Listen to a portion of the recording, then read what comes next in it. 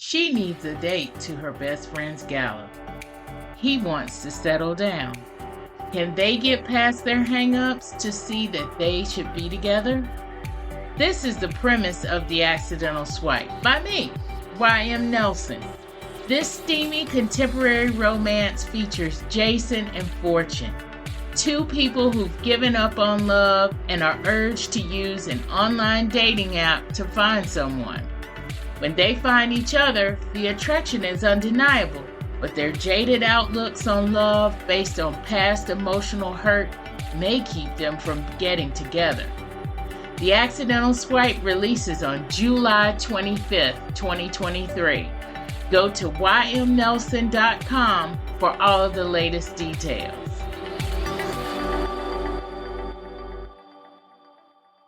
This is the Nerdy Romantics Podcast, and I'm your host, Y.M. Nelson.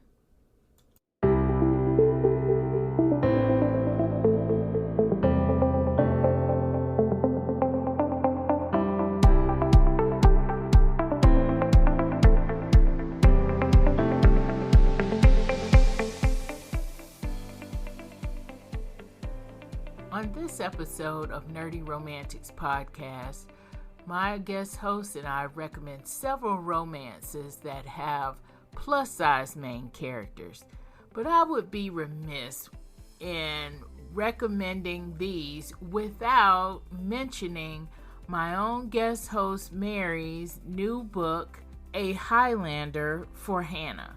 This is book 1 in her Mystic Falls series.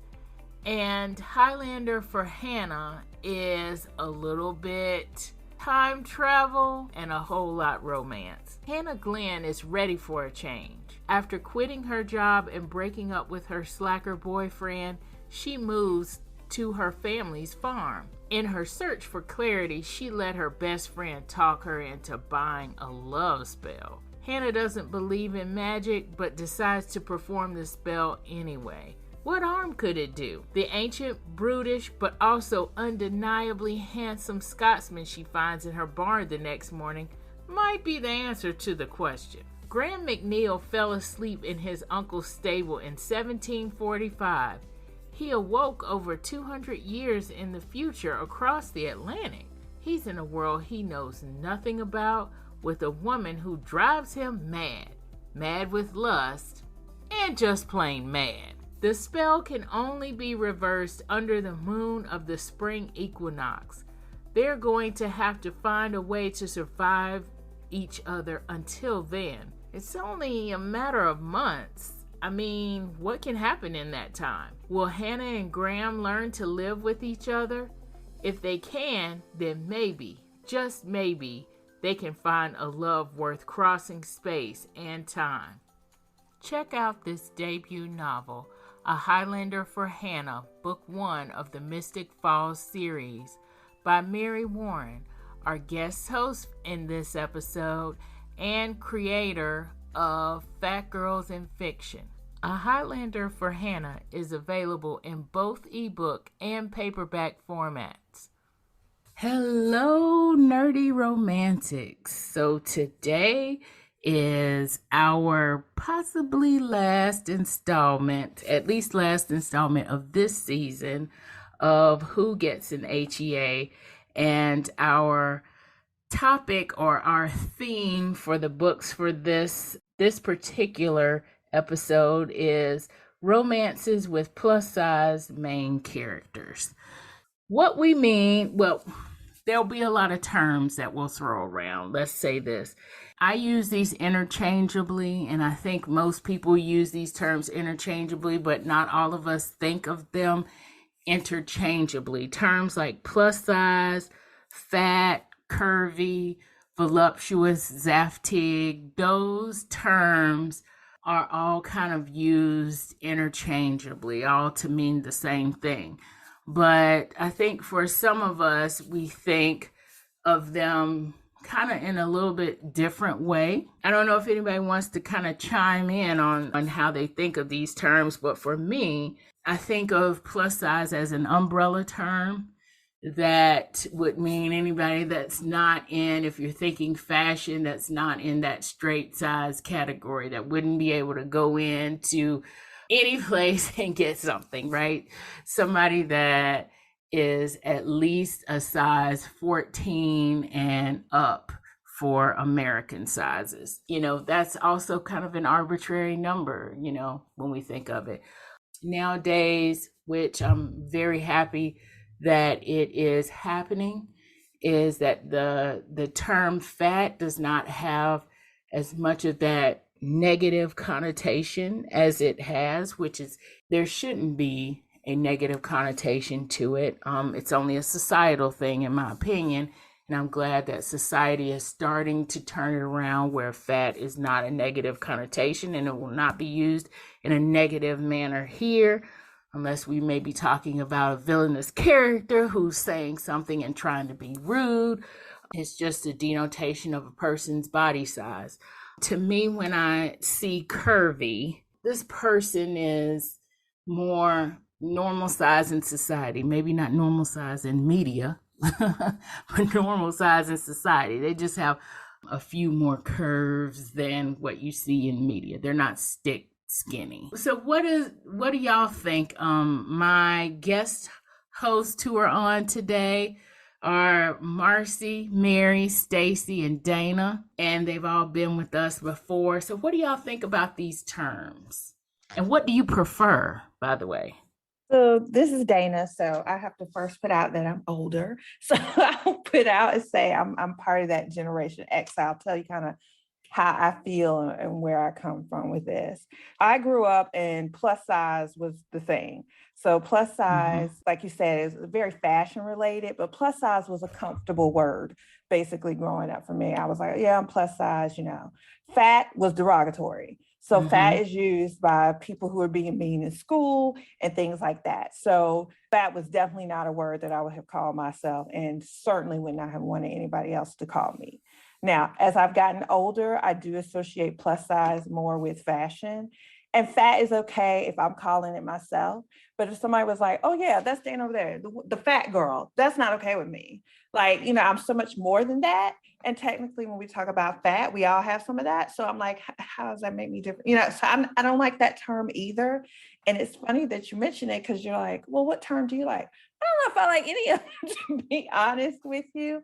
The term curvy bothers me because I think it's a polite way to say, to call somebody fat, or it's somebody who isn't fat in what we're talking about. They just got a big butt, like right. Megan Thee Stallion talking about she's curvy is not the same as somebody, who may weigh 400 pounds. It doesn't fall into the same thing.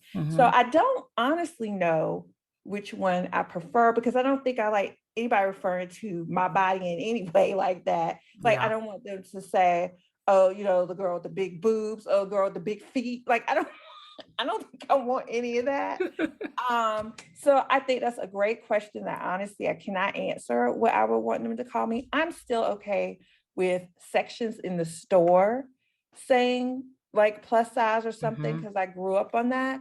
But I know some people have felt like plus who, like, or when people say overweight, over what weight. So I think, you're going to get probably a lot of different opinions on how they feel about that.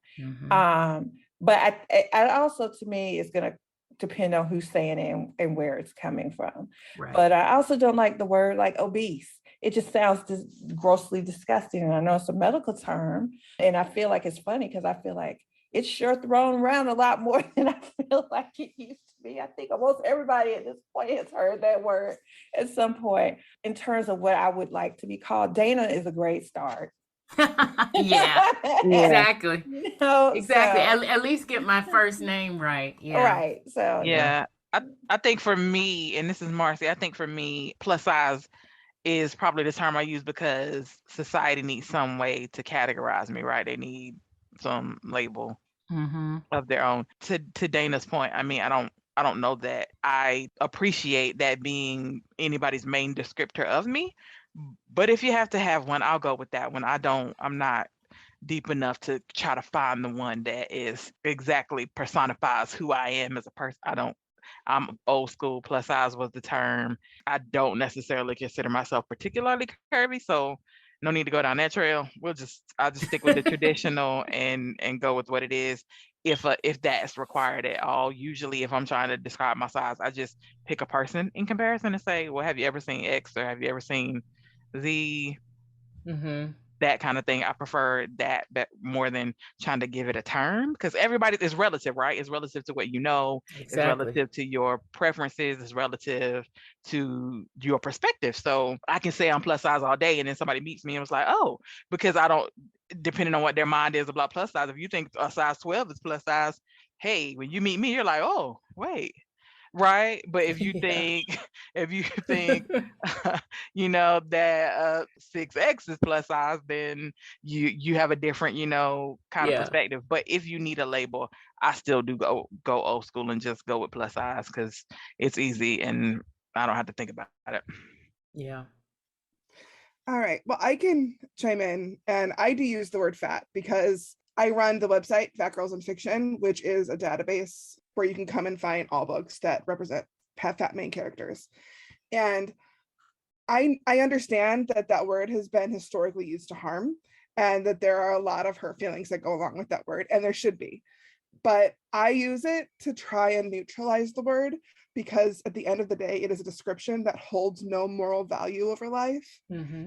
So I use it to try and take away some of the pain and kind of shake the shame off of the word, to try and reclaim it so that it is the neutral description that it should be. Yeah. And I don't like curvy really because of some of the things that were said. It's interesting in the world of books, because I'd say 5 years ago, if you said you were writing a curvy book, that you were writing a book about a fat person. But now, whether it's fashion, like having an hourglass silhouette is more in style, or if people are just trying to include more body diversity, the word curvy has kind of been watered down to just talk about a body that is curvy, which it should, because that's what the word means, is has curves. So that's why I use fat, because I think that it is a good way to say what you mean.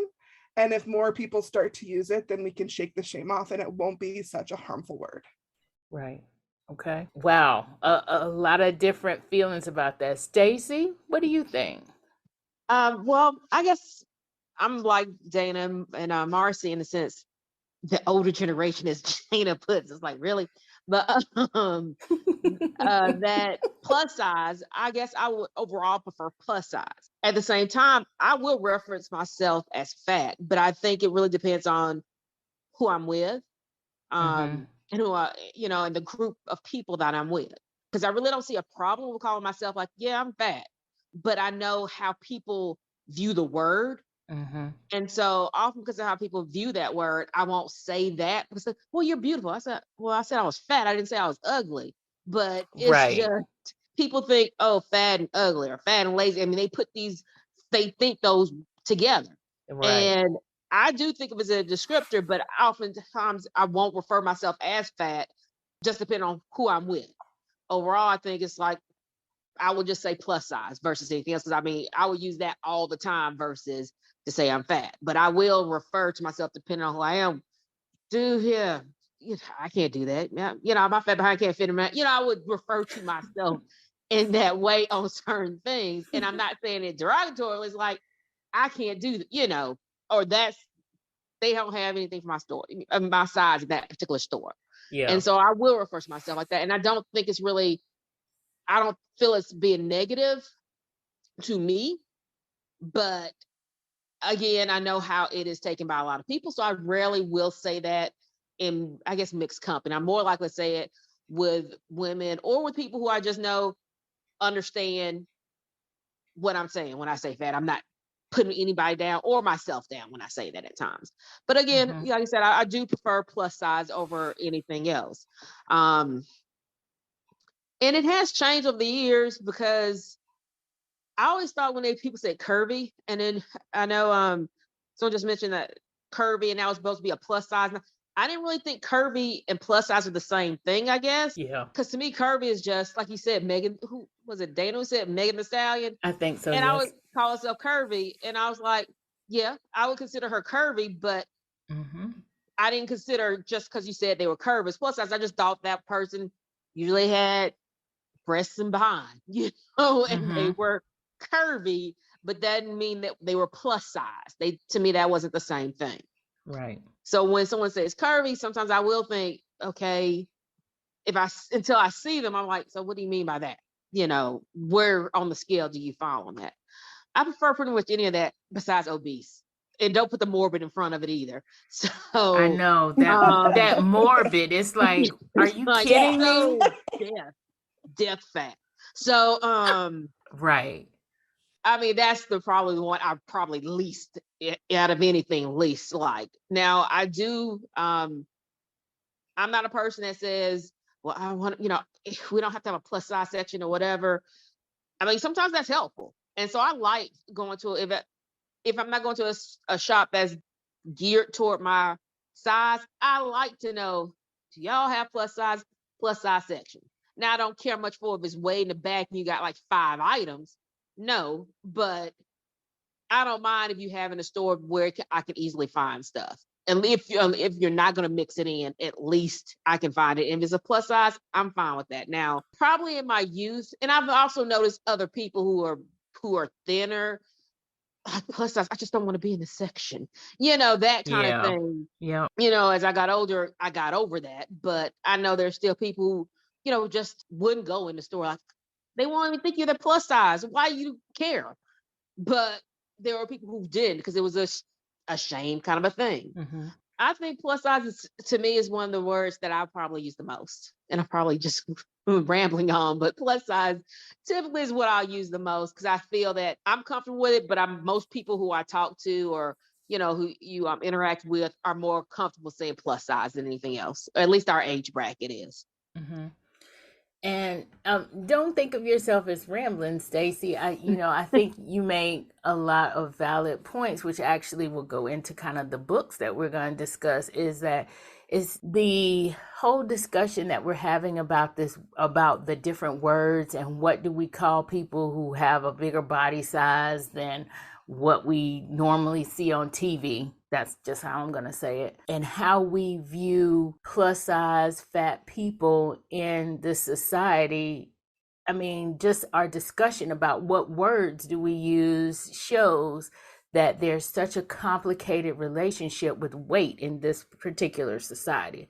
It's so complicated, and just how we even identify ourselves and how other people identify us, even that has complications with it. Even by just you saying, yes, I'm going to say plus size, but I'm not going to say that in front of everybody. And it's because everybody can't handle stuff because everybody's not as evolved. That's my opinion. And they are not at the point where they cannot separate. They're not at the point where they can separate somebody's weight from somebody's personality. Things like lazy and things like ugly, these kinds of things, these are separate descriptors that have nothing to do with your weight. There are a lot of skinny, lazy people out there and a lot of skinny, ugly people out there. Yeah. Yes. How do you find these types of books where the women, let's say they have overhanging stomachs and droopy boobs and stuff like this, and versus, because I don't like, if you type in BBW, and I can just tell you from my perspective, you're going to get somebody like the first book, I'll put it out here for this particular podcast. I read 3 books. The first book was so awful that I had to go and get something else because I was like, I cannot recommend this book to anybody. And it was called, to your point, I'll say just the first, one of the words in the title was ugly. I don't even want to tell you the whole name of it because I don't want you to read the book. Anyway, but and we won't list that either. Right. But she was a whopping size 14 and thought she was like the biggest thing, on this planet. And like people were like, she would go to a bar and be ignored because she was a size 14. And it made me want to vomit. Like, so how do you find, like the only time I have truly seen somebody that truly is plus size and not necessarily the perfect hourglass shape. It seems to be an erotica where they're fetishized versus, and so I don't know how to find a true, what I'm looking for, somebody I feel like looks probably more like me and probably more like the majority of people who call themselves plus size or fat, right? Not just perfectly hourglass, because we weren't blessed with the fat falling in all the perfect places. But like, I don't even know how to find those type of books, which is one reason why when I'm reading, I don't like the author to go too deep into what the plus size they're talking about or the curvy that they're talking about means, because that ruins it for me. Mm-hmm. So you've heard me say before, when you start going, oh, well, she's a size 14, you've lost me, because I'm like, oh, well, that's nice, but she can kind of skirt the line in my mind. This is my, personal opinion. But how do you go about finding somebody? And maybe because it's books and it's supposed to be unrealistic on some level, I don't know, fantasy, they don't do that. But I don't know how you find books that have true, what I think we would all consider plus size characters or fat characters, and not just curvy people with body issues. Mary, what do you think? I'm gonna it defer to you for a second. Yeah, it is really, really hard. That is why I started Fat Girls in Fiction, the website, because I had gotten tired of reading so many books with fat representation that made you just feel worse about yourself than you started going in. Mm-hmm. So after I read Spoiler Alert by Olivia Dade, which was the first book I talked about when I was on this podcast, and that was the first time that I saw a main character who was fat. Like, she called herself that. There was no mention of her size or how she was shaped, but the author throws in little hints, like talking about like the softness of her belly and like I think there's even stretch marks mentioned in that one, but not in like a derogatory way, just in a way that the body has these things. Mm-hmm. And that book was so eye-opening to me that I started Fat Girls in Fiction. And in the 200 plus books I've read now with fat representation, it's hard to find ones where it's not a journey where they're trying to accept themselves, or it's either or fetishized if they are in a larger body. And so it's tricky. So that's why I started doing Fat Girls in Fiction, and knowing that there are safe authors out there like Olivia Dade, Talia Hibbert, Rebecca Weatherspoon. There's lists who I know that if they write a fat main character, it's going to be safe representation. And it's really just kind of trial and error, but there are some people out there now who are doing it to get the safe representation into people's hands. I'm gonna add on to that, from looking from the author perspective, is a lot of what you see now that's fat representation is just people going out there and saying, I'm gonna write these characters, and it taking off. I mean, like, for instance, with Talia Hibbert, she was indie for a while, like Chloe Brown and the Brown sisters is not the first thing that she's ever written.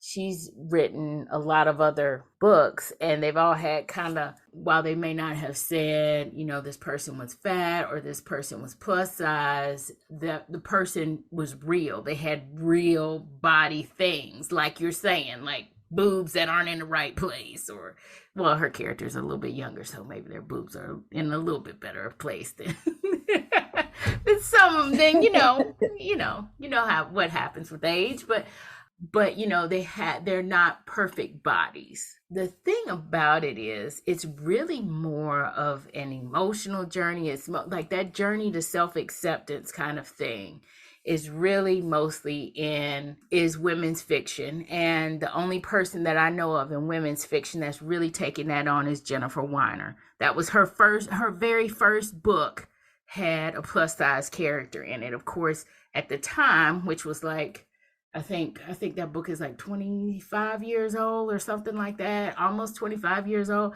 At the time, we were not using the word plus size. We would call that section the women's section of the store. But Jennifer Weiner, and she's women's fiction. She was one of the few that actually was writing plus size characters that stayed plus size throughout the whole novel. So that's the first hurdle we had to even get over, is not writing fat characters who have to lose weight and have to do it for somebody, right? it's just basically right now we're just getting over that hurdle. And I think a lot of it has to do with indie romance and being self-published, the people writing the characters that they want to see. And when you do it in romance, a lot of times what's going to end up happening is people are going to see dollar signs too. So there's the dollar that's attractive as well. And so if their fan base is saying, we want this person to be a size 14, or we don't want, what's going to happen is it's going to either end up being fetishized, where you're going to get the dollars because people like the sex scenes, or it's going to be, I guess the word is a fantasy, kind of an escape, right? So people don't want to see themselves and their bodies in a romance novel, right? They want to have that escape kind of fantasy kind of thing. So that's kind of what happened a little bit too, is that's why it kind of skews that way, so people can even read the book and pick up the book.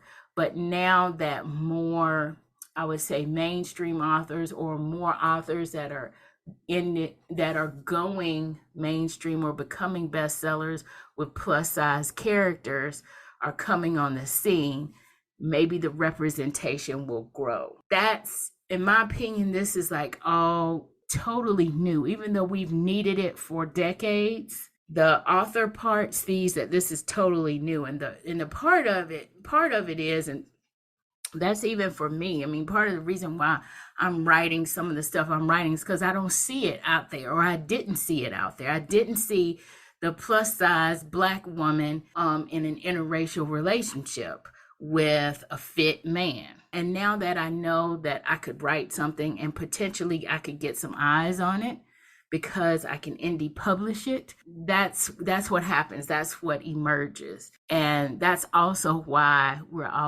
authors are always talking about reviews and always talking about, please review my book. If you like it, please review it.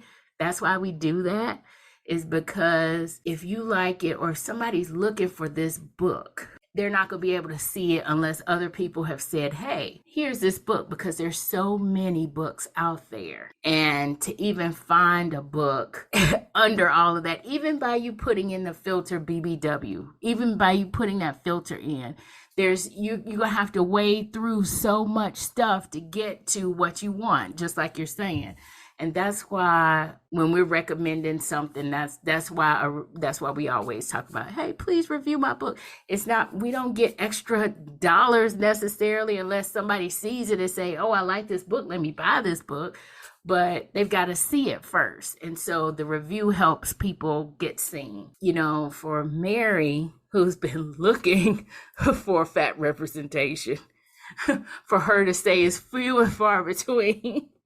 kind of lets you know where the state of things are. And I mean, Olivia Dade, she's only been on the scene for a few years. What, spoiler alert, is what, 2018 or something like that, or 2017? What? It came out in I think 2020. I think it came in October. Oh my, really? Yeah, she had an indie series before that. Yeah, but her first traditional publishing came out in October 2020. Yeah. See, and the thing is, it's probably only because that indie series got traction. That's the only way. And like Rebecca Weatherspoon, same thing. Rebecca Weatherspoon started out being indie, and she's actually stayed kind of indie, even though she had some trad books published. I've actually I heard her say on an interview that she says, I want to have at least, X number of indie books a year, because she knows that's kind of where, that's how, you get found if you're writing about marginalized characters, if you're writing something that's not mainstream. And unfortunately, the plus size woman getting the guy is not mainstream yet. It's getting there, but it's not mainstream. It's not Colleen Hoover, right? It's getting there, but it's not there yet. So I know that's a long-winded answer, but does it help at all?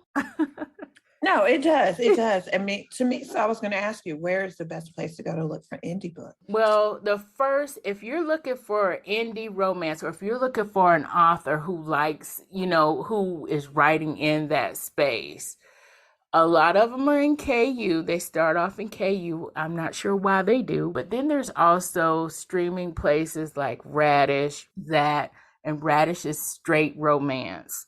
You'll get serialized versions. There are a lot of groups now. A lot of indie authors make Facebook groups. They make Facebook groups for their fans. They make Facebook groups for their interests. You can find some in Facebook groups.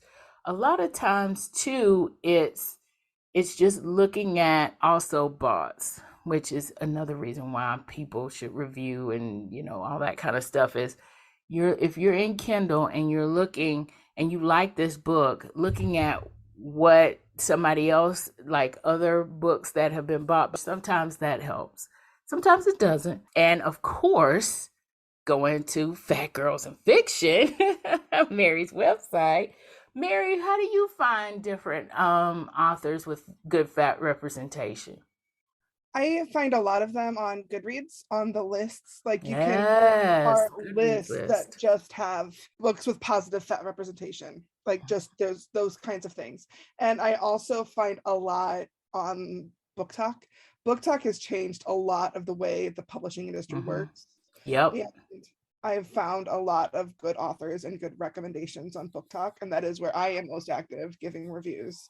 And then also on Bookstagram. So on social media, they're kind of, because they focus so primarily on books that are like coming out, and that is where the most representation is right now, and the most positive representation is right now. It's books that have come out in probably the past 3 years, I would say, is where I have found the most healing representation. So, do you add any hashtags that we should look out for on like TikTok for Book Talk hashtags? Any specific hashtags for fat representation? All of my recommendations on Book Talk are under the hashtag Fat Girls in Fiction, but there's also the hashtag plus size romance reads on TikTok that has really good representation too. I'm trying to think on Instagram. I know I use the hashtag Fat Girls in Fiction there, but I think plus size romance. Plus size romance. Yeah, without the reads. Yeah, plus size romance. Yeah, that's a good one. That's perfect for me. So I'm gonna look at the hashtag Fat Girls in Fiction on Book Talk, because I'm definitely on Book Talk. I don't know how I got there, and the types of books I get recommended are very interesting. We won't go into that, but yes, I'm gonna check that out. So thank you, Mary. And you're following me too. Yes, so yes. You know what? Maybe why I got up there. That's why I got that stuff on my For You page. And I don't know that I'd ever heard of Book Talk until right now. So now I'm gonna go and look and find out what it is. Oh, it's huge. It's huge.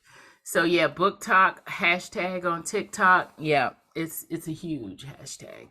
It's got what, 4 billion now times it's been used, in the billions somewhere. Yeah, it's huge. But like Mary said, it does have. There are other hashtags that have come out of it.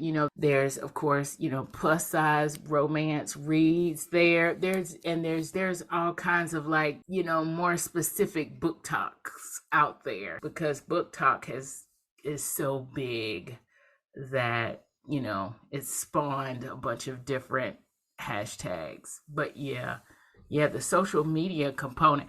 What about BookBub, Mary? Do you find anything as far as BookBub goes, or is that just more? I actually am just now, with my debut coming out, starting to figure out BookBub and Readsies and all of those. I think there are ways they can be useful, but I just don't know what that is at this moment. Yeah. I have a presence there, but and it's a good place. Like, again, if somebody's recommending something, it's a good place where you can find other recommendations. But as far as being more specific, like specific to plus size romance novels or whatever, I'm not sure. It's not that specific. It's good with recommendations and community, kind of like Goodreads is. But they don't have the Goodreads list. I'm going to second the recommendation for Goodreads list. Yeah. We got this great discussion going. And now we got to talk about the actual books. But it actually does lead into some books that we can recommend. But we were talking a lot about terms, and there are two other terms that I want to make sure that we mention. That is BBW, and BBW is an acronym. It means Big Beautiful Woman. BHM is an acronym that means Big Handsome Man. It's funny because I've lived in this world so long. I knew what these terms were, and I didn't realize people did not know what these terms were. One thing I really like about our picks, from everything I know about our picks, is that they're not just plus size. They have a lot of intersectionality, which is a great thing, which we've talked about before on this show. There's just a whole gamut of plus size journeys out there. My book that I'm going to recommend, the reason why I love this particular book, it's called Set on You, and it's by Amy Lea, or Leah. I'm not sure how she pronounces her last name. I think it's Lee. Is about a curvy fitness instructor, and her name is Crystal in the book. She is Chinese Canadian. What I love about this book and about the whole kind of discussion that we've been having is that the fact that she's plus size, but the fact that she is in fitness, really, I love seeing that, because it's one of those representations, again, that is just being shown. There have been people that have been plus size and in fitness for decades, but this representation is just now coming out, and I love the fact that it's out there. She's plus size. She's on a fitness.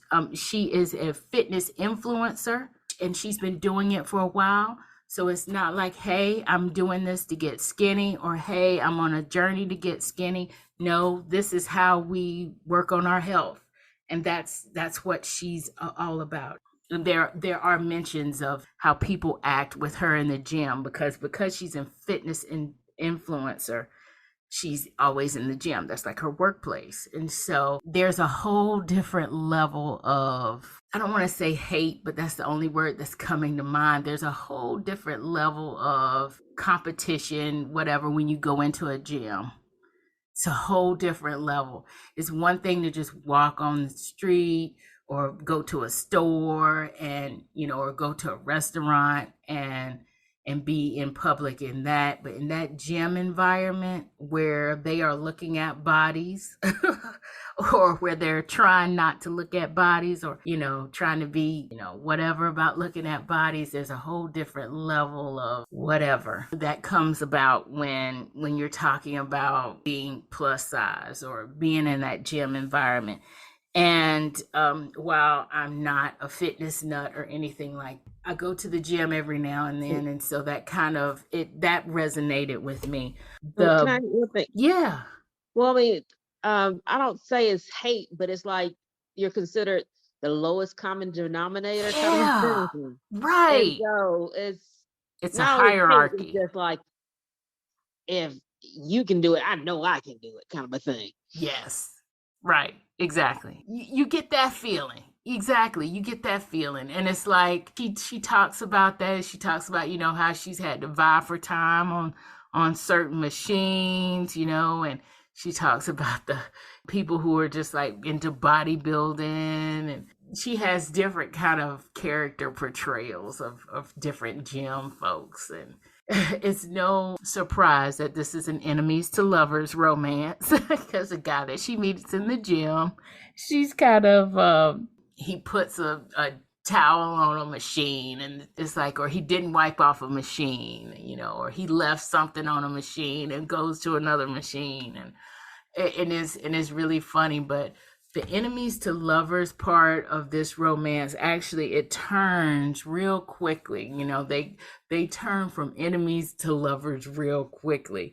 And part of the reason why they do that is that it actually turns into a forced proximity romance. So what we find out is that, small world after all, their grandparents are actually dating and they're about to get engaged. So I think it's like his granddad and her grandmother are dating.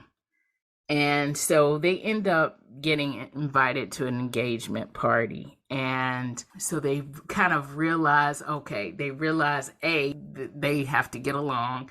And so they get to know each other and everything. And so that enemies to lovers, they're enemies while they're strangers. But as they get to know each other, of course, they become lovers. Once they actually get together in the book, there's actually a section in the book, and they say this in the book description, so I'm not spoiling anything. But there is a section in the book where, of course, she's an influencer, so a photo goes viral of them together. And of course, she's plus size, and he's a firefighter, very muscular firefighter. That also, kind of got to me a little bit, because it kind of made me think about social media instances where that's actually happening in real life. And they're actually trolls coming after her because of that picture that went viral of the two of them together. And I thought, this is really eye-opening. But right after that, there was some social media kind of things that happened as well that kind of, it resonated. It was like a gong, like this really actually did happen. So that made the book really interesting for me, also really relatable for me. What really brought it home for me is that she was very much accepting, and not just accepting of her size. She had already passed that point. She's really in defense mode. She's kind of having to defend herself, because she's saying, I can be curvy and I can be physically fit. Also, she's realizing that there are people out there who are just not at that point. And also that they're saying, she can't be in love with somebody that, looks like Chris Hemsworth, and she's this size. And it's like, are you kidding me? And so that's why I recommend this book. So Staci also has a book, and I've recommended that book too on social media. I love the book that Staci is going to recommend today. This book also has a fitness element in it. Staci, tell us about the book you're recommending. And the book I'm recommending is The Fastest Way to Fall by Denise Williams. And when we were doing this podcast, I was like, I don't have a book I read. And then you reminded me. We talked about this book months ago, but I thought we did a podcast, but it was just a call that we were talking to each other.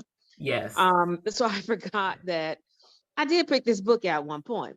And and so I had to actually quickly kind of look through it again to remind me of it. And I realized, gosh, I really did like this book.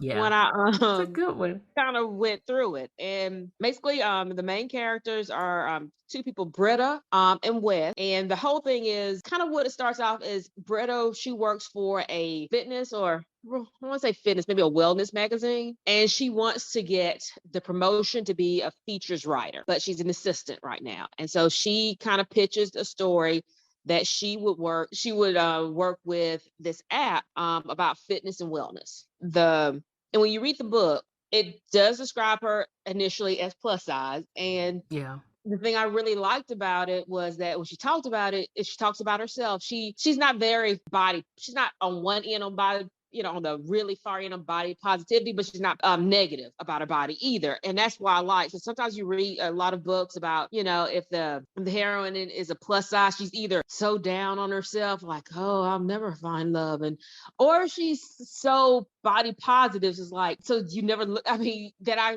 sometimes think that's really. I'm not saying it's unrealistic, but so you never thought about negative things about your body. It's such an extreme body positivity that I wondered, like, where were you raised? I would like to go there, because right. you don't have like any kind. It seemed like to have any kind of issue, but she was like in the middle. Like she did have issues when she was younger, but she's more body neutral or body acceptance kind of an area there. Yeah. And the reason why she's picked it was not because she was trying to lose weight, but because she wanted to be more fit and to write the story. But that was her goal around, was to do that. And then you meet Wes. I like the kind of books where it kind of goes from the male's point of view to the female, both points of view for it. because it's almost like you're reading, if they do it well enough, like you're reading two different books that merge together.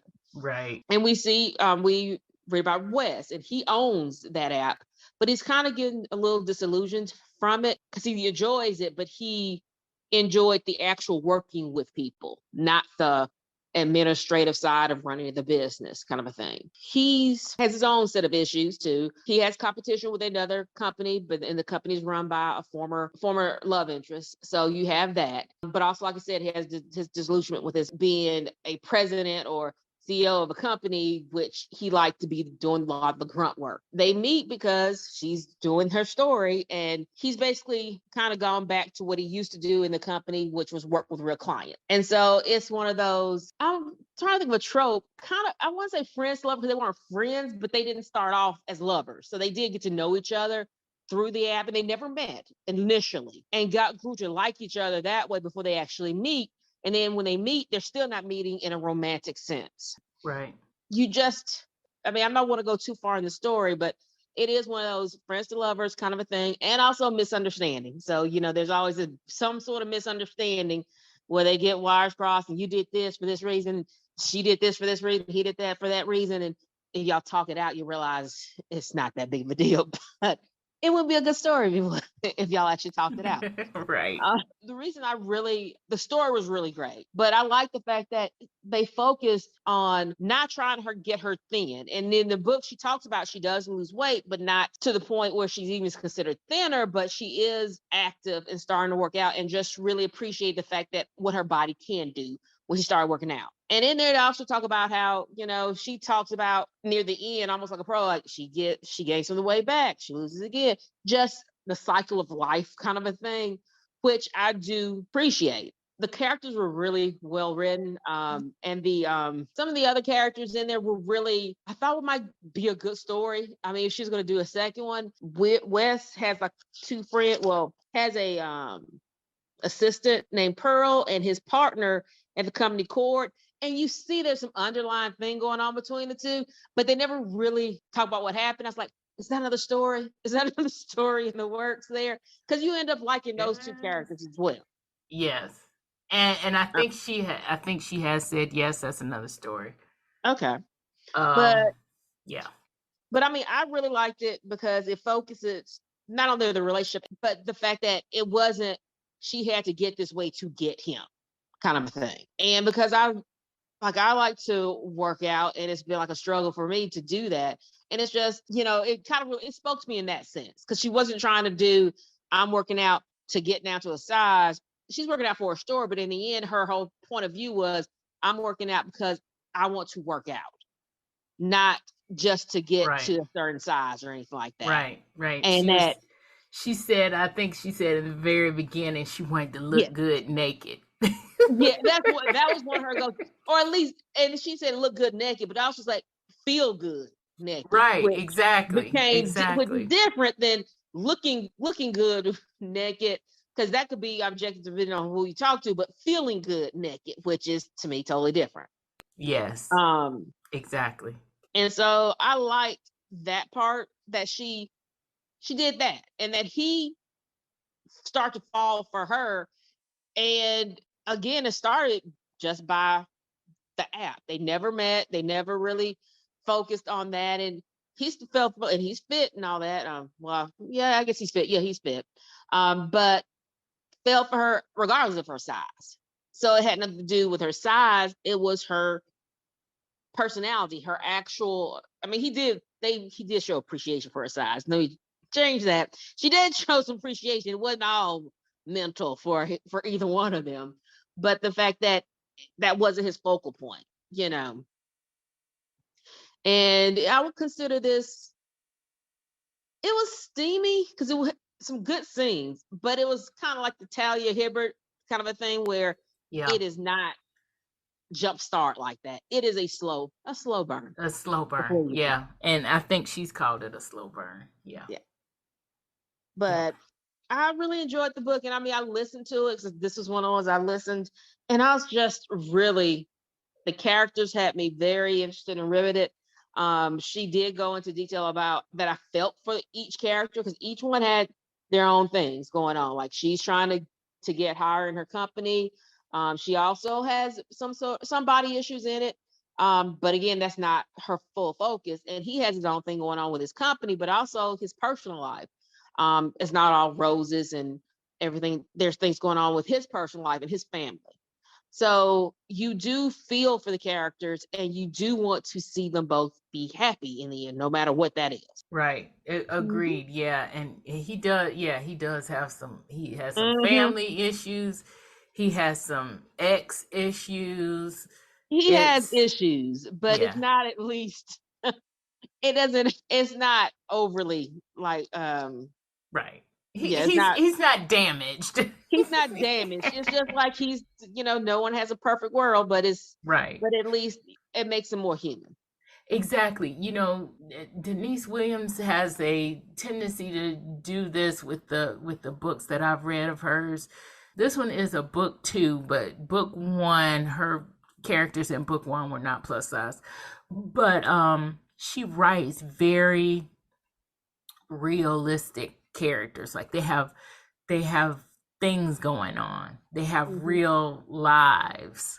And it's not just about one thing, which makes them relatable, very relatable. Oh, and one thing, she is the heroine. She's plus size, but she's also biracial, which is not a key thing. But I did see that because they talked about her family and some of the things they said. I was like, yeah, okay. About when the family got together playing spades. I mean, it was just certain things. I was like, okay. It made it sound a whole lot more, I guess, realistic and relatable to me, at least, too. Exactly. Yeah. These were I forgot to mention about Set on You. I would call that one a slow burn sorta as well. It's a little steamy. There is I think 1 or 2 scenes that there's sex on page, but it's also really about everything that they're going through. Like Denise Williams, The Fastest Way to Fall, it's about everything that they're going through and everything that surrounds the whole situation that they're in. So Marcie, I think you have a 2-parter. Tell us about your books.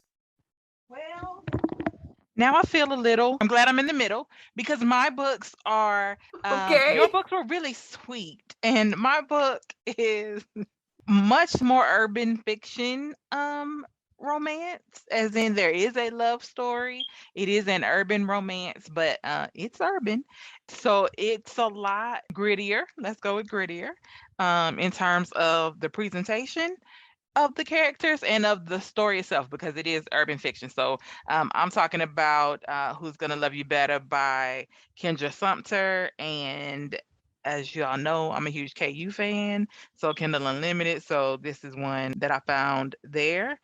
And the reason that I like this story and the reason that I kind of follow Kendra Sumter is because she does put plus size characters into her urban stories, right? So she does put these characters into her stories and kind of tells their stories as well. And I like it because largely the women in the stories are, even if they're struggling with being plus size, they're still generally grounded in who they are. So in this story, we have Nakia and we have Ron. We're just gonna call him Ron. His whole full name is like Rontarius or Rontrius. Like it's urban. And so for all intents and purposes, we're going to call him Ron. And they meet, and it's almost like an instant connection between them. They meet at the hospital. He has been injured at his, he runs a landscaping business, and one of his employees came to work drunk and was operating a weed eater. And when he was trying to deal with that, his finger got sliced.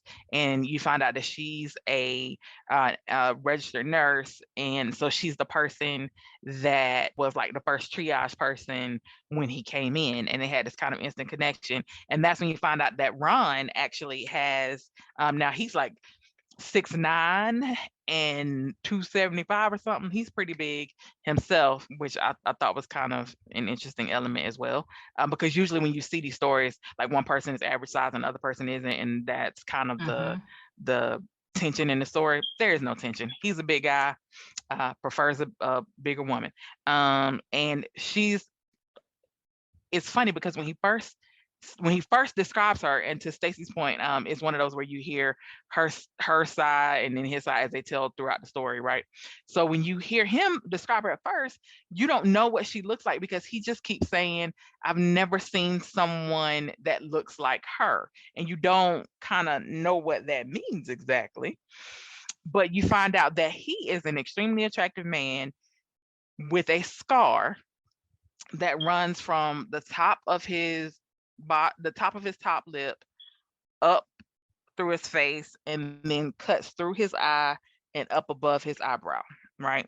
And you don't know at this time exactly what it is, but you know that these are two people, and as they're going through the hospital, people won't look him in the face. They're like thrown off by the scar, and sometimes they're rude.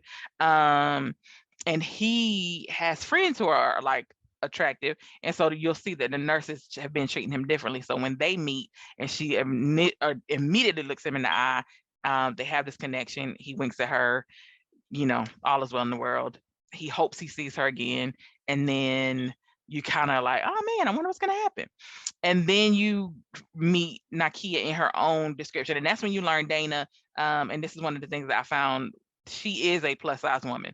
And she does have rolls and back fat and a belly, and she's like a size 22. She's a plus size woman with the attributes of a plus size woman. She is not, now she does have larger breasts, and she does have some behind, but it's not so distinctive that she's one of those like Coke bottle beauties with, that just happens to be bigger. She has a plus size body type, and that I think is one of the things that drew me to the story, is because when I was reading her description, it felt more like me, right? It felt more like a real plus size person, and not what is generally depicted when they talk about the curvy lurk, because the curvy girls love hood guys too, like things like that, and those kind of urban romances. But that's usually the video vixen type of body type and not a true plus size. So this, to me, that was one of the first things that struck me about the story, is how true to a real plus size body she made Nakia.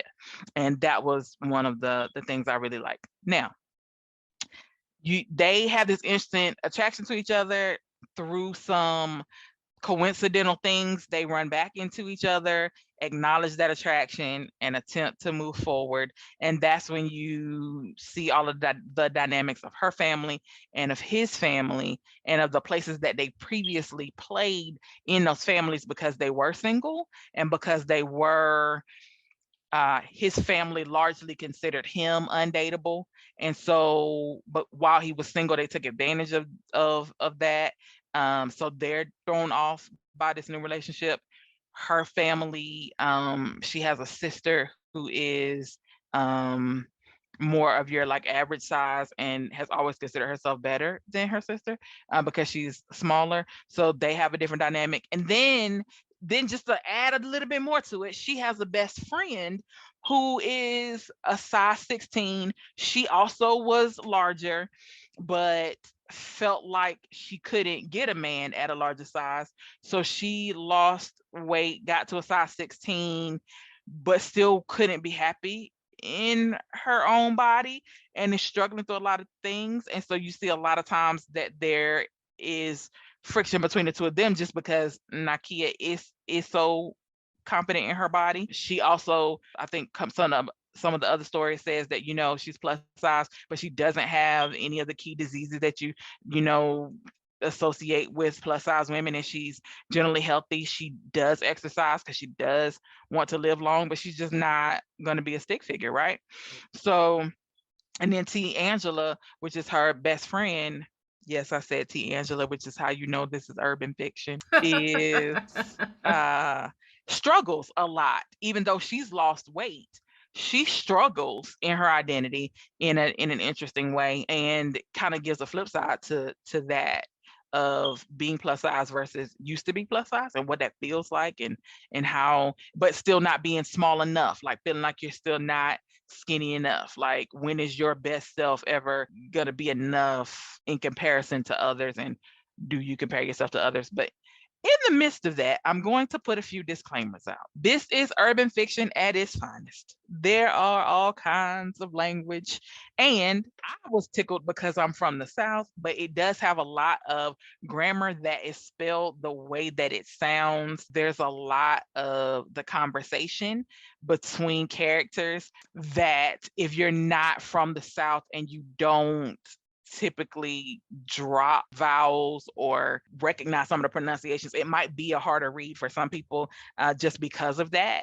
For me, it tickled me because that's the same kind of sayings and the same kind of vernacular that we use in a general conversation. But for some readers, it might be a little bit harder just to get through that, because she does spell things the way to give you an impression of the way they sounded from the people who were speaking them. So that's just something to be mindful of as you read. It also, again, has more explicit language than most of the non-urban fiction, and the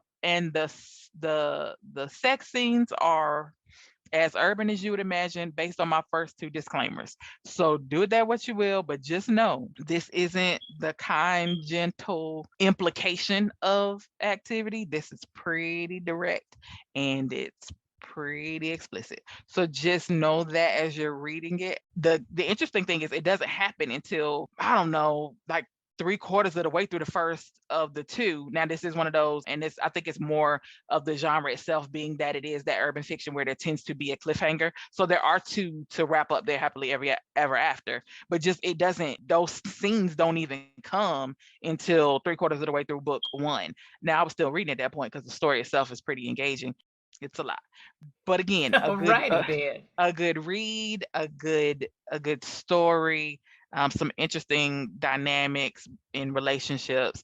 The relationship between the two of them was something that it was fun to watch, and to read. And again, it's not your Talia Hibbert kind of things, but if you're into urban fiction, if you're into urban romance, and especially if you have Kindle Unlimited, then Kendra Sumter in general is usually a fun read, especially if you're from the South. And then this series is kind of a good introduction to her stories. Now, I will say that the version that I read was the original, and it does have a couple of grammatical errors that come from being usually self-published or quick published.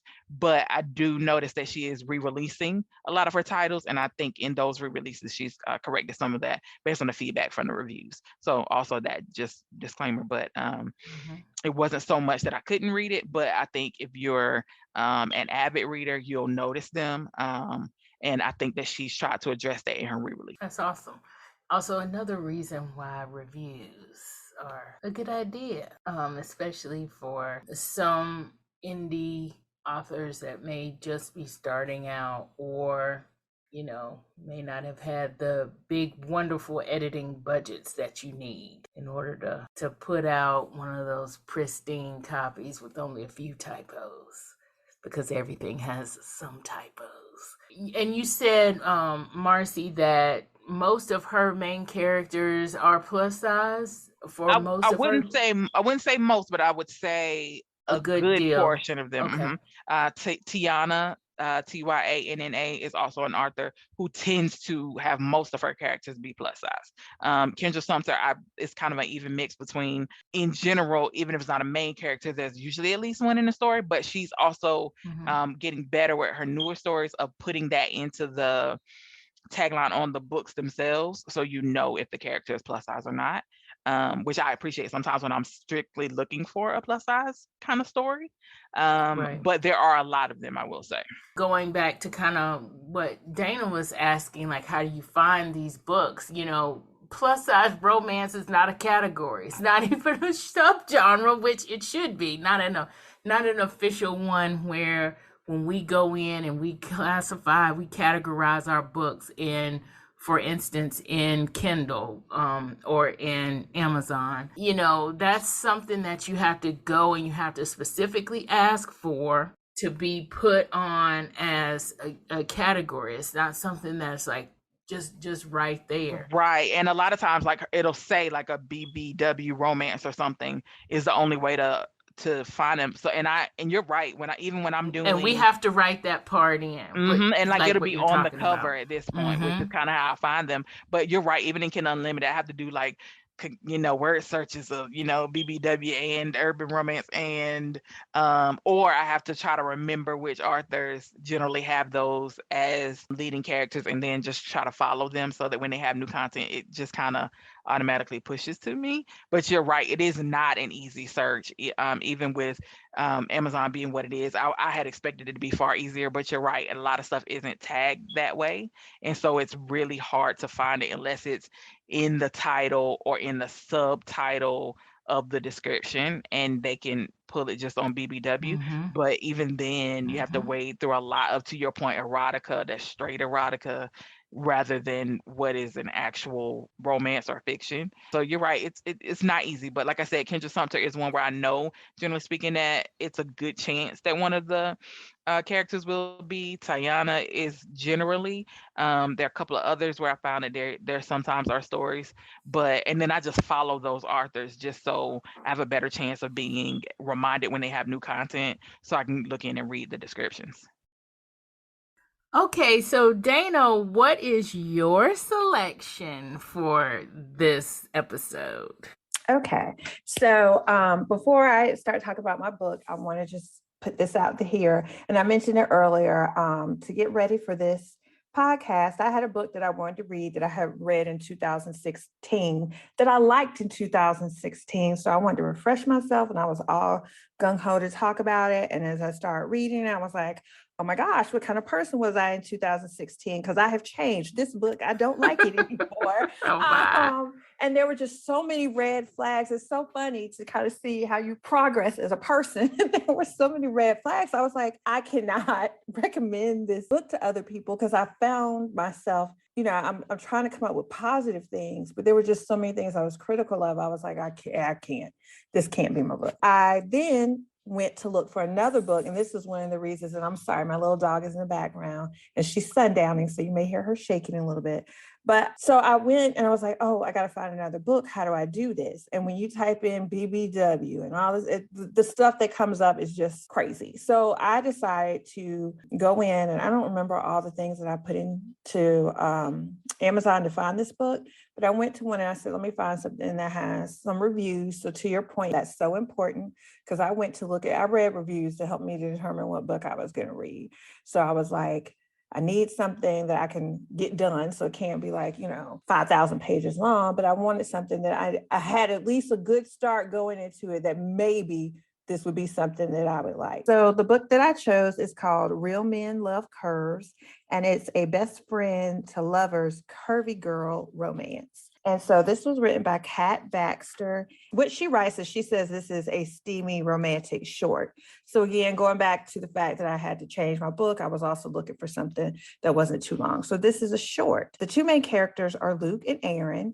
Luke is a bar owner. Aaron is a programmer in a gaming company, and they happen to be best friends. What I liked about this book is reading it is it kind of made me feel like, if you've ever met a guy like for the first time and you get those little tingles, or anybody you've met for the first time and you get those little tingles and y'all are talking and stuff.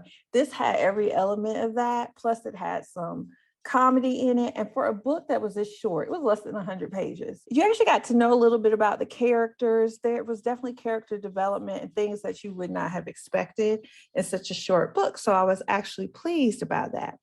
So again, they're best friends, and this is how they come together. And I know this is kind of crazy when I say it, but trust me, if you read the book, it's better than just what I'm telling you here. But long story short, Aaron's been involved in a relationship that probably would have eventually led to marriage. But finally, they've been together for 2 years. The guy's like, yeah, I just don't want to be with you anymore. He finds her frigid. And so he basically dumps her. And, she's talking to her best friend. Keep in mind, it's her best friend. Think about the stuff you tell your best friend. Her best friend just happens to be the opposite sex. He really pushes her because he's worried about her because she's sad, upset. He pushes her to say, hey, what's wrong? Tell me. You can tell me anything. And she's like, it's embarrassing. He's like, no. So she tells him what happened and that her ex says she was frigid and that she's never had an orgasm. Y'all, the first thing that I liked about this. Now, what do you think that her best friend, who's a guy, would say when, the girl is like, hey, I've never had an orgasm, or just any guy to some girl who says that? First, I was thinking he's like, I can change that. I can fix that, whatever. So I was like, oh, Lord. But no, he was like, girl, have you been to the doctor? Have you gotten checked up on to make sure everything is okay? And I was like, that is refreshing. He's not one of those guys who's like, I could rock your world and do all this other stuff. You ain't just had the right man yet and all this other stuff. So I don't know. I just thought that was really interesting. And they do things like that throughout this book. That's an appropriate response, in my opinion. An appropriate response. I agree. I was like, yeah, for somebody who has been sexually active and been in relationships to never have had an orgasm, the first thought should not necessarily be, you just ain't had the right man. Have you had everything checked out?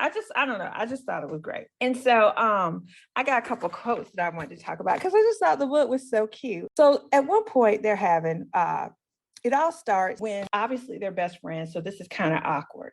So they are actually talking on the phone and I'm trying not to give it all away. It's so short. I can give it away too fast. Okay. But they're basically talking on the phone because that's the only way she felt comfortable telling him what was going on, not face to face, right? Because it's, I'm feeling awkward. I can't believe I'm saying this, but you're my best friend. And, I know you really want to help me. And, I need somebody to talk to. So she tells him, and long story short, the phone call kind of starts turning into phone sex, right? And so she says to him at some point, with phone sex, like, what are you wearing? And she says panties. And of course he says, well, what do they look like? She said, they're navy blue cheeky. And his reply, which I thought was spot on, was, what the hell does that mean? Right, exactly. Yeah, I was like, what guy's gonna be like, oh yeah, I know. I just love it. Right. Y'all know how I like some realism in these, fantasy type of things or whatever. And so I was like, exactly, that's the appropriate response to what she said to him. And then the other one that I wanted to mention, and I really like this, and I think this is true, at least I've seen this in my life, in terms of how women and men view trying to get with somebody they feel is out of their league. One of the things Luke's friend says to him is, stop thinking about what you have to lose by telling somebody how you feel about them, and ask yourself what you have to gain. And I think that is so true because I've often said, like with men, like as a woman, if I saw a guy and I wanted to ask him out, I'm in my head. I'm like, oh my God, but what if? A guy, on the other hand, who has one tooth and, in his mouth and hasn't showered in 3 weeks, will, he'll walk on up to you and take his, chance or whatever, because in his mind, he's like, think about what I have to gain. Whereas I'm like, oh my God, what if I'm embarrassing? He says no, and he turns me down. And I just think it's so interesting how he put that. Is stop thinking about what you have to lose. Think about what you have to gain. If it doesn't work out, so what? But if it does, think about what you gained from it. So I was like, that's a really good way to look at this. And so I like stuff like that. We were talking earlier about how we describe people who have additional weight, who are fat, plus size, all that stuff.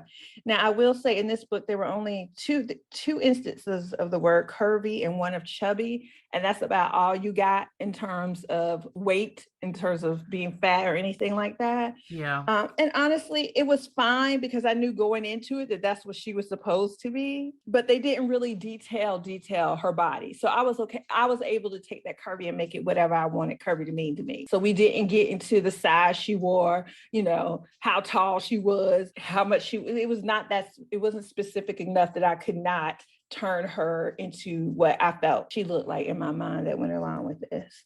There are a couple, there's something they talk about, a safety school. And I just want to point that out. I'm not going to say what it is, but I thought that analogy that they used in the book when they were talking about that, I thought that was really good. So look for safety school. And I'm just looking to see if there's anything else.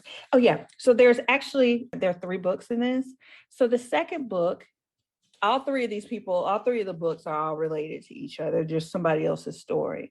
And the second book is funny because when I first looked at it, now again, this book is called Real Men Love Curves, but the next one was called Real Men Love Curls. And I was like, oh my gosh, somebody has, made a misprint here on Amazon. It needs to be fixed, something's wrong, but it's not, it is right. And it's cute how that pertains to the actual story of that one. So I have read the second book in this too, and it's just as cute. I will say that it is a little rushed, so it's even shorter than this one. I'm sorry, my dog is scratching the door.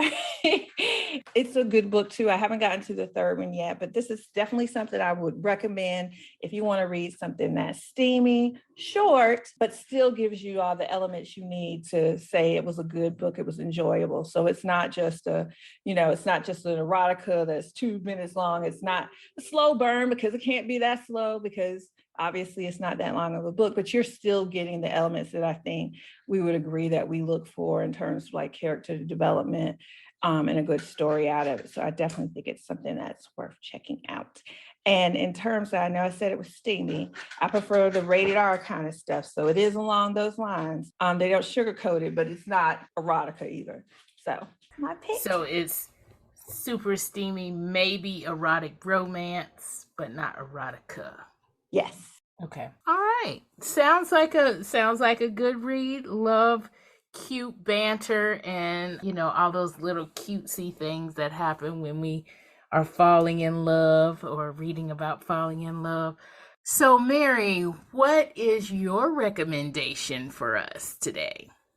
Right. Well, I last time I was here, I spoke about an Olivia Dade book called Spoiler Alert. And today I'm going to talk about the second book in that series called All the Feels. And while it's in a series, it's still a standalone. It just has some of the same cast of characters. In this book, Alex is a movie star who's in a Game of Thrones style TV show, and he has found himself in some trouble, and the showrunners decided to get him a minder. And that is played by the main character. Her name is Lauren Clegg. And what I love about her is there's so much fat rep in this book that I find truly healing. I think that every now and then you read a book and you can just see parts of it that open up parts of you to yourself that you didn't know. Like, I often joke that this book did for me what 5 years of therapy could never do for me. So that's part of why I love this book so much. But what I love is she's not like good fat, which is just kind of like plus size models is what I think of with good fat, where they're bigger, but they still manage to have mostly flat stomachs, which is not how most fat bodies are shaped. So I like her. She is short and round, and they describe her as having small boobs, and she is just not even really conventionally attractive outside of that. And they talk about that quite a bit. So I like that. It also touches on things that I don't see books often talk about before. Like, it talks about flying in an airplane as a person who lives in a bigger body, and how that can feel like having to ask for a seatbelt extender and getting the bruises in your thighs from the seats that are too small, and how that can be really terrible. Also, it talks about she is someone who not only is fat, but she's described as looking very bird-like. So she's just not very what society would consider pretty. So people say terrible things to her. And at some point in her life, she just stopped responding. She stopped sticking up for herself.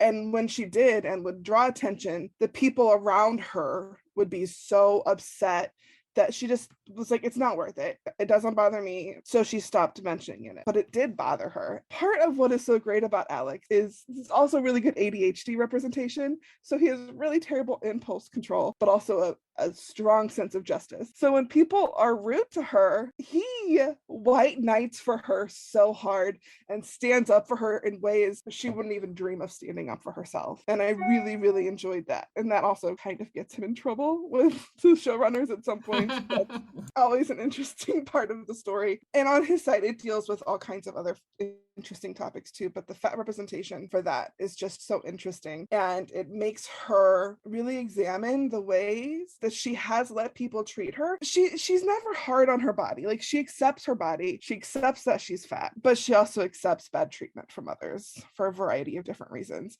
So it's her story on coming into that. And I will say that it is a slow burn because the first half of the book, they're working together and neither of them cross that line. But as soon as that line is crossed, I have to say it has my favorite one bed trope I've ever read. Like, it's so one bed. Wonderful. So I love that. And then after that, the spice is there. I would give it, it's probably R. Olivia Dade is usually around there where it's explicit, but it stays pretty safe.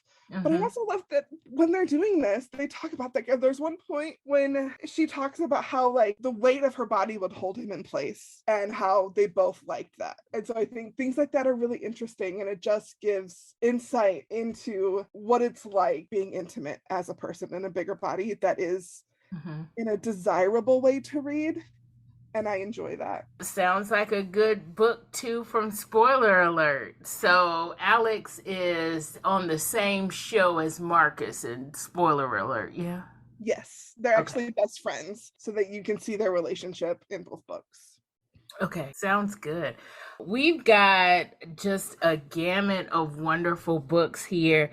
I love that we actually had what I hope is a very educational conversation before our recommendations. And I'm really hoping that everyone out there listening takes to heart. This is essentially why I did this whole series and why I wanted to do this whole series, is because for so long, even though romance is probably on the forefront of a lot of things, for so long, seeing cisgendered, heterosexual, white, skinny couples in their 20s or just getting out of college, that was kind of the norm. I wanted to make sure that we saw the gamut of people, because obviously we all need to see different kinds of people in love. And I'm hoping everybody love this series. And if you want more, perhaps a season 2, contact me, nerdyromanticspodcast.com. Go to the contact page. You can actually leave me a message there, like a voice message, or you can fill out the form and leave me a typed message or a texted message there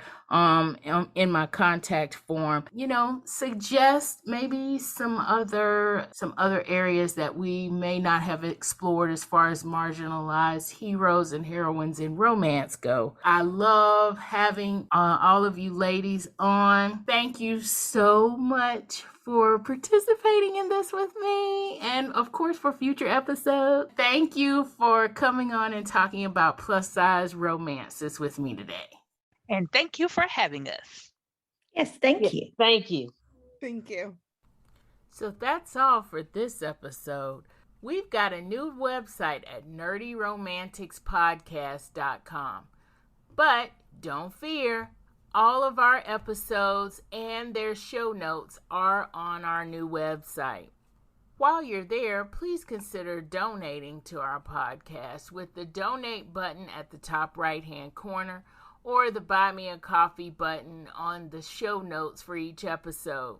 Your donations go straight to keeping this podcast on the air and keeping all of our episodes out there for you to listen to whenever you want to. If you want to get our show notes in your inbox, please consider signing up for our Nerdy Romantics newsletter. The sign-up form is at the bottom of each page on our new website. Thank you for listening.